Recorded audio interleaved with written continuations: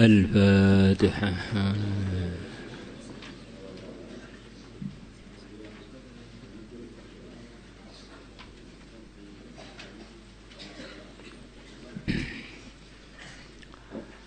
بسم الله الرحمن الرحيم. وعن كعب بن عجرة رضي الله عنه قال: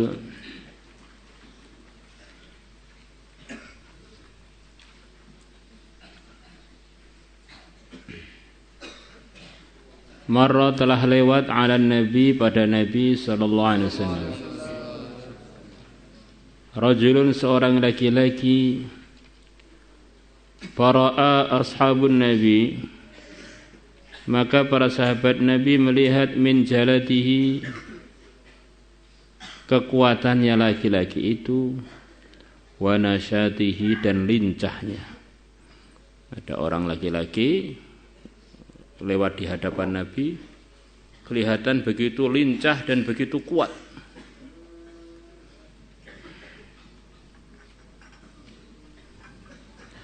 Faqalu, maka para sahabat mengatakan, ya Rasulullah sallallahu alaihi wasallam,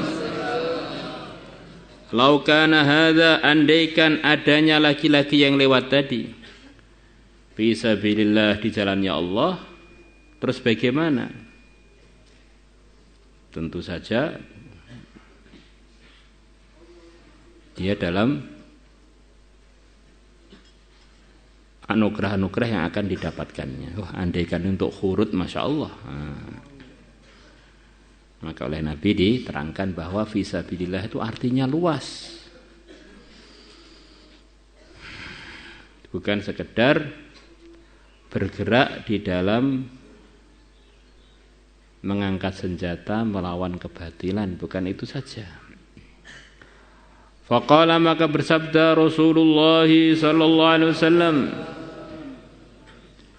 in kana, kalau laki-laki tadi kharaja yas'a ala waladih, dia keluar untuk usaha memikirkan anak-anaknya sigharan yang masih kecil. Yas'a ala waladih itu di antara maksudnya kerja. Dia ini bergerak untuk kerja yang hasilnya untuk menafkahi anak-anaknya yang masih kecil. Kenapa kok anak-anak masih kecil? Karena yang gede itu mestinya ya, kecuali kalau dia sibuk dalam belajar agama, ini sudah mukallaf, mestinya yang cari nafkah sendiri. Seperti kita begini ini kan aslinya, kalau kita nggak belajar kan semestinya ya sudah mikirkan menafkahi dirinya sendiri. Maka sekarang kok nggak nafkahi dirinya karena dihusnudzoni oleh wali-wali kita bahwa kita ini sedang belajar fisabilillah. Kalau nggak berkewajiban, kan istilah kita gede itu nggak berkewajiban apa-apa. Maka kalau di pondok bolos kemudian besoknya nggak dikirim, itu ya haknya orang tua.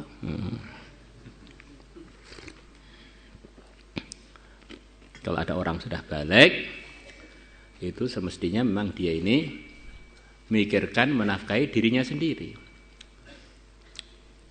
Kecuali kalau orang tadi, anak kita atau anaknya orang yang sedang dalam posisi menguntungkan agama, sedang memperjuangkan agamakah, ataupun sedang mempelajari agamakah, maka ini umat berkewajiban untuk memikirkan bagaimana keperluan dia.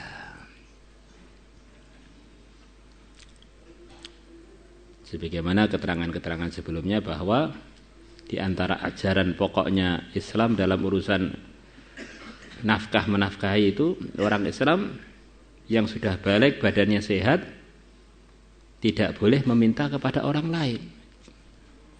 Kecuali kalau sudah 3 hari dia nggak bisa makan sampai khawatir pingsan atau mati, baru boleh minta. Mau kerja apa Pak? Saya nggak ahli, kuli, nggak perlu keahlian. Ngangkat-ngangkat barang nggak perlu keahlian. Fahuwa, maka orang tersebut kalau dia kerja untuk anak-anaknya yang masih kecil, fisabilillah adalah di jalan Allah. Wa in kana kharaja yas'a ala bawaihi syaikhaini kabiraini. Dan kalau ada dia keluar untuk usaha untuk kedua orang tuanya yang sudah tua, yang sudah banyak umurnya, kerja untuk dua orang tuanya yang sudah tua, yang sudah banyak umurnya, bahwa maka dia fi sabilillah, juga di jalannya Allah. Wa in kana kharaja yas'a ala nafsihi, dan kalau dia ini keluar yasa untuk kerja ala nafsihi, untuk diri dia sendiri, yu'ifuha, supaya dia menyelamatkan dirinya dari minta-minta kepada orang lain, bahwa maka dia itu fi sabilillah, juga di jalan Allah. Jadi orang ini kerja untuk dirinya sendiri itu adalah bagian fi sabilillah.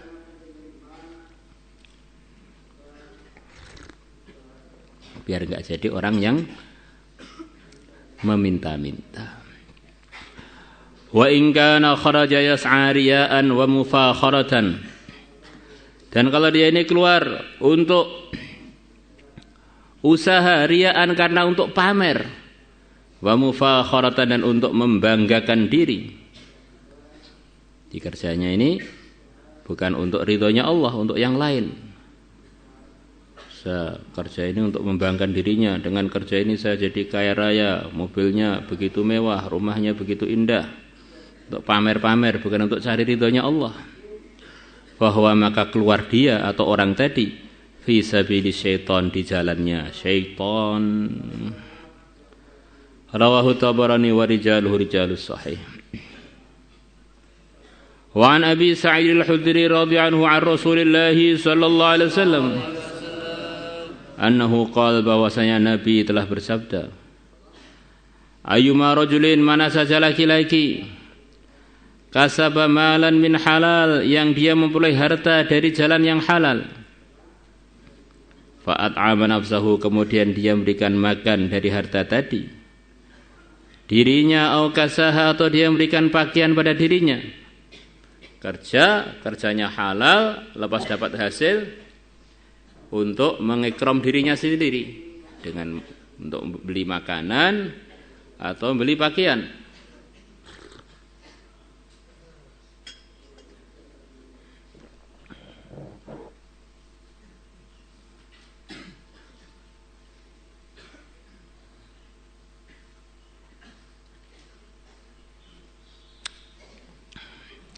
Faman dunahu, kemudian dia juga memberikan harta tadi kepada orang yang selain dirinya, untuk ngikram temannya kah, ngikram lingkungannya kah, min khalqillah, dari makhluk-makhluknya Allah. Kata sebagian ulama, makhluknya Allah tidak perlu berupa manusia. Mungkin sebagian diberikan makanan kucing kah, makanan ayam kah, diikramkan mereka. Fa inna lahu, maka sungguhnya bagi orang tersebut, bihi, dengan sebab harta yang halal tadi, yang dia gunakan untuk makan sendiri atau memberikan bagian untuk dirinya, untuk diberikan kepada selain dia berupa makhluk-makhluk Allah. Bihi, dengan sebab harta tersebut, zakatan,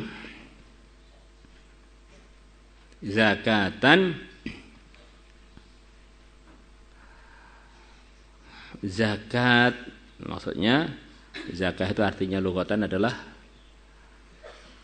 bersih, dengan sebab dia mengikram dirinya dari harta yang halal, berikan baju untuk dirinya dari harta yang halal, kemudian diberikan kepada orang lain atau makhluk Allah yang lain dari harta yang halal tadi, maka dengan sebab perbuatan dia tadi, diri dia menjadi bersih dari macam-macam kotorannya, dosa dan kekeliruan. Fa inna lahu, mongko sak temene iku lahu kedue rajul, bihi, sebab mal halal tadi, apa zakatan, kebersihan.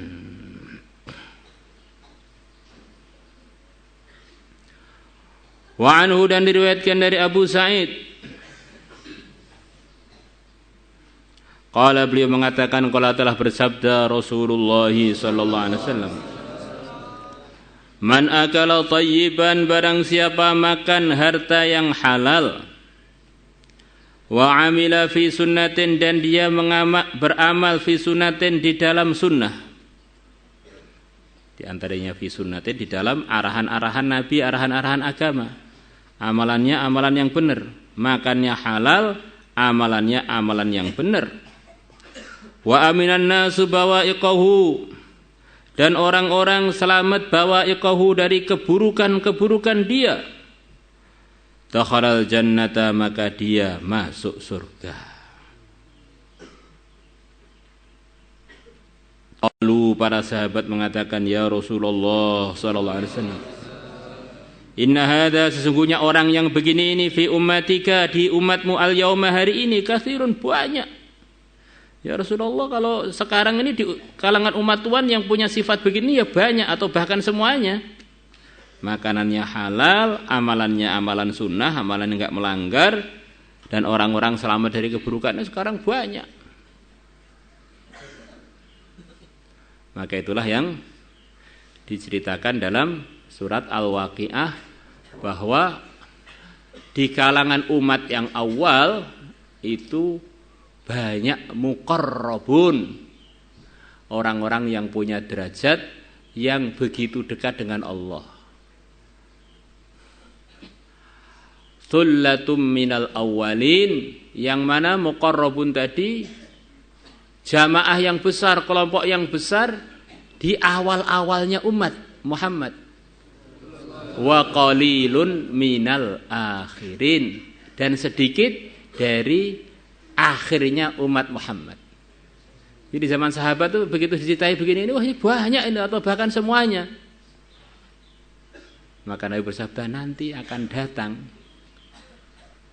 masa di umatku orang yang begini ini pun enggak banyak. Maka umat akhir zaman yang banyak adalah menjadi ashabul yamin. Wa ashabul yamin ma ashabul yamin, thullatum minal awwalin wa thullatum minal akhirin. Di awalnya umat juga banyak, di umat akhir juga banyak. Semoga kita termasuk orang-orang yang beruntung.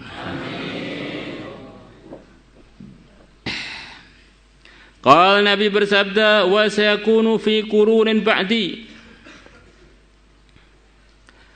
dan orang-orang yang makan halal, amal sunnah, orang-orang lain selamat dari keburukan-keburukannya, mereka pun akan ada di generasi-generasi selepasku.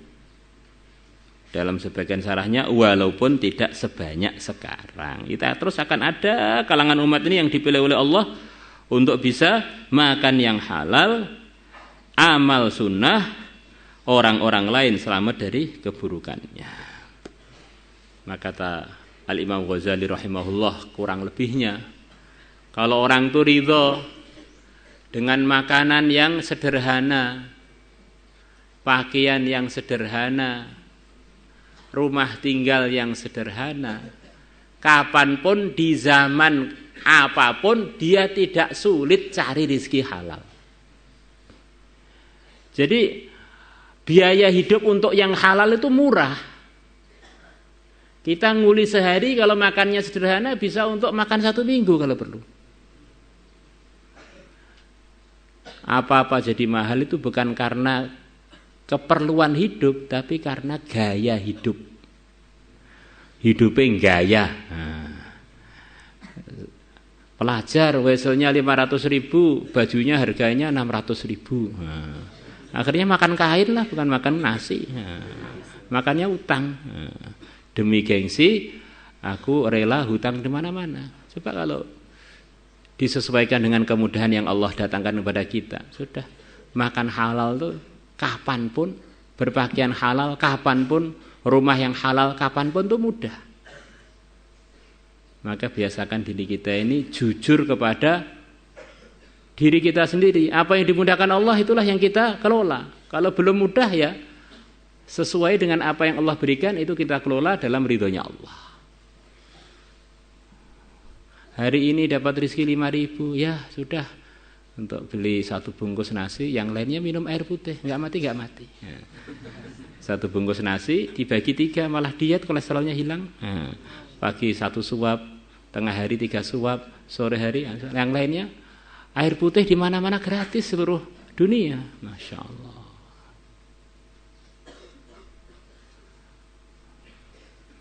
Nah, kita ini pengen hidup sekali itu hidup yang takwa. Biar tambah lama hidup, tambah dekat dengan Allah, tambah banyak pahala, tambah dekat dengan surga. Jangan hidup nggak jujur. Yang dimudahkan oleh Allah hari itu 10.000, pengeluarannya 100.000. Nah, mau persulit diri sendiri. Dimudahkannya pakai jalan kaki, nggak perlu bensin. Gaya pakai sepeda ontel, akhirnya punya hutang di mana-mana. Dimudahkannya sepeda ontel, nggak usah gaya terus naik sepeda motor. Ternyata nyicilnya 100 tahun. Umurnya nggak nutut untuk nyicil. Setiap naik sepeda ontel, setiap naik sepeda motor, dia teringat utangnya. Akhirnya jantungnya nggak sehat, tambah cepat mati.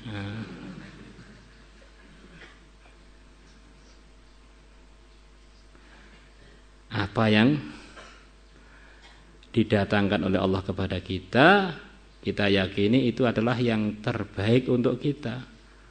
Kok pas diseretkan rezekinya, oh mungkin saya sudah terlalu gemuk, ini saya sudah waktunya diet. Nah, kalau rezekinya dibayarkan oleh Allah, ini sudah waktunya saya banyak sedekah, sudah waktunya saya tambah jauh keluar saya fisabilillah. Nah, ini kok besoknya oleh ayah saya dilipatkan, oh sudah waktunya saya beli kitab-kitab biar saya tambah banyak pengetahuan saya urusan agama. Jangan sampai salah kelola pada rezeki yang Allah mudahkan kepada kita.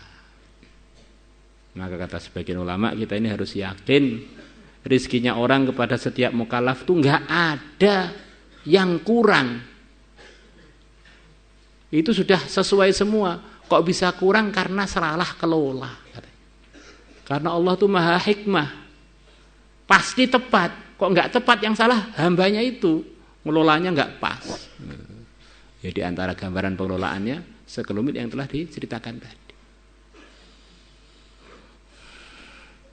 Maulaya salli wa sallim daiman abada ala habibika khairil khalqi kullihim huwal habibul ladzi turja syafa'atuhu li kulli hawlin minal ahwali mutaimin ya Rabbi bil Mustafa balil maqasidana ighfir lana ma madaya wasi'al karami ya arhamar rahimin ya arhamar rahimin ya arhamar rahimin farij 'alal muslimin ya 'alimas sirri minna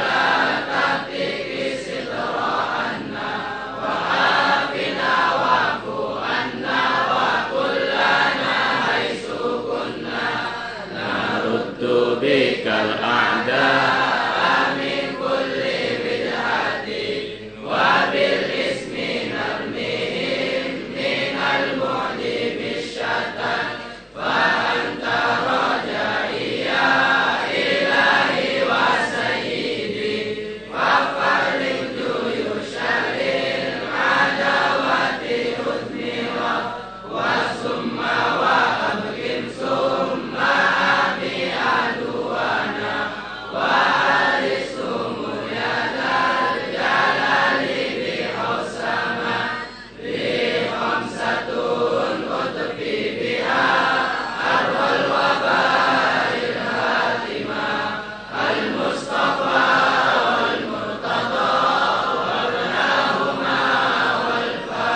Salatul